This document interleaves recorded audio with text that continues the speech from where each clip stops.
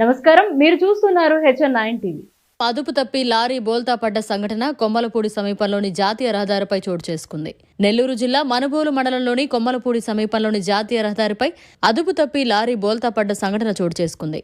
డ్రైవర్కు తీవ్ర గాయాలు కాగా అటుగా వెళుతున్న వాహనదారులు వైద్యం నిమిత్తం హాస్పిటల్కు తరలించారు.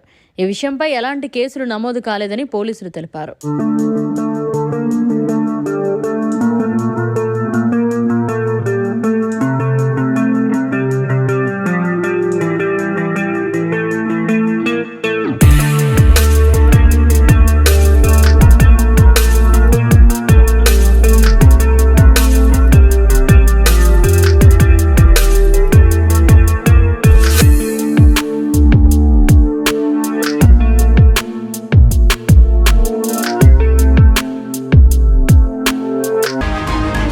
అదుపు తప్పి లారీ బోల్తా పడ్డ సంఘటన కొమ్మలపూడి సమీపంలోని జాతీయ రహదారిపై చోటు చేసుకుంది.